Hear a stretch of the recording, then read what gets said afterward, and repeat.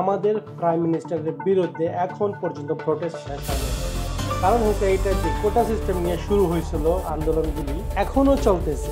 যেই আন্দোলনগুলি শুরু হয়েছিল কোটা সিস্টেম নিয়ে এখন এই পর্যায়ে চলে গেছে যে এখন আমাদের প্রাইম মিনিস্টার শেখ হাসিনাকে ডিকটেটর বলা হইতেছে। স্টুডেন্টের সাথে যা করছে এটা পৃথিবীর কোনো দেশেই হয় না, অন্তত একটা স্বাধীন দেশে তো হয়ই না। যেই 30% রিজার্ভ করছিল মুক্তিযোদ্ধাদের জন্য কোটা, সেটা সুপ্রিম কোর্ট থেকে বাতিল করে দিচ্ছে। তো এর থেকে ভিক্টরি আর কি হইতে পারে? তারপরও এখানে আমাদের প্রাইম মিনিস্টার থামেনি। আর আমাদের দেশের মতো এইরকম একটা স্বাধীন দেশ যেখানে স্টুডেন্টের উপরে প্রোটেস্ট, বোমা ফেলানো, মানে যা আছে বাংলাদেশের লস করার মতন, লস করার দিকে বোমা, গুলি, হেলিকপ্টার, মানে হেলিকপ্টার দিয়েও স্টুডেন্টের উপরে অ্যাটাক করা হইতেছে।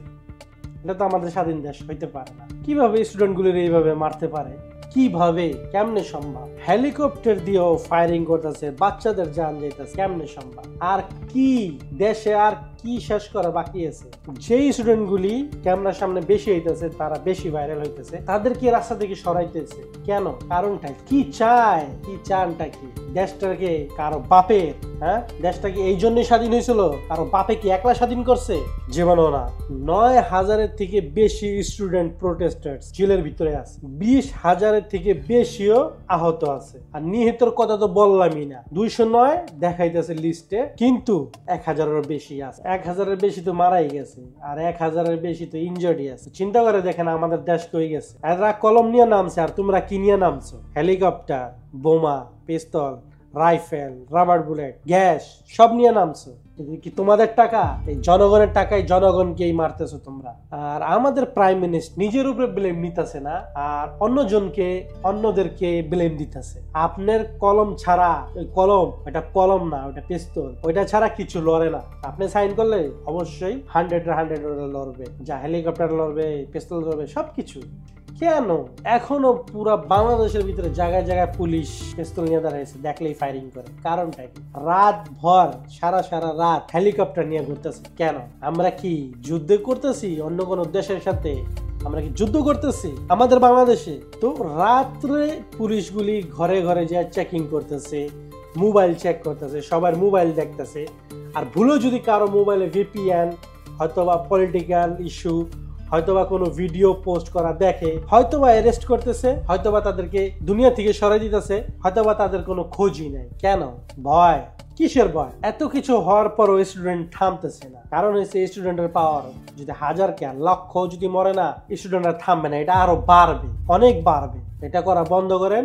যেভাবে সমাধান হয়, স্টুডেন্টের সাথে সমাধানে আসা অনেক উত্তম সবার জন্য, বাংলাদেশের জন্য, পৃথিবীর সবাই যেখানে আছে প্রবাসী তাদের জন্য। তো স্টুডেন্টরা এই জন্যই থামবে না, যাদের 9 পয়েন্ট ডিমান্ড আছে, এই 9 পয়েন্ট ডিমান্ড যে পর্যন্ত সরকার একসেপ্ট না করবে সেই পর্যন্ত স্টুডেন্ট থামবে না।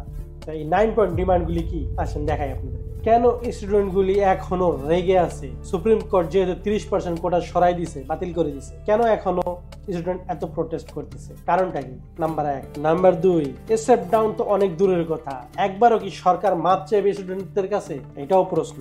4 নাম্বার, বাংলাদেশে আর্মি, পুলিশ এদের বিরুদ্ধে যেই সাক্ষীগুলা পাইতেছে এগুলার কি হবে? 5 নাম্বার, বাংলাদেশে কাজ নাই, লসের উপর লস হইতেছে, সবাই লস খেতেছে, পৃথিবীর থেকে টাকা পাঠাইতে পারতেছে না, কে হেল্প করতে পারতেছে না। এই টাকাগুলি কার?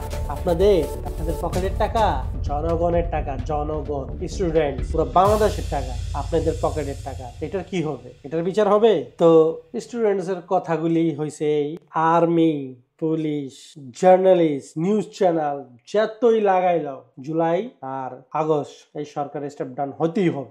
এই স্টুডেন্টের কথাগুলি চলতেছে, সব স্টুডেন্টের কথাগুলি। প্রথম আলো নিউজ চ্যানেল ওখানে কনফার্ম করছে 210 জন লোক মারা গেছে, কিন্তু নিচে 1000-এর বেশি লোক মারা গেছে, যা এখনো কেউ লাশও পায় নাই। তারা কি করছে কেউ জানে না। তো এইগুলা কি দেশে ঠিক হইতেছে? এগুলা কি থামবে? কবে থামবে এগুলা তা জানি না। দেশে নিরাপত্তা হবে কিনা তাও জানি না। মা বোনেরা সেভ আছে কিনা তাও জানি না। নিজের দেশ মনে করছিলাম, কিন্তু নিজের দেশটাকে বিক্রি করে ফেলছে। এই হচ্ছে আমাদের সরকার আর দুর্নীতিবাজরা, মাথা নিচে করে দিছে আমাদের। সারা পৃথিবী হাসতেছে আমাদের উপর।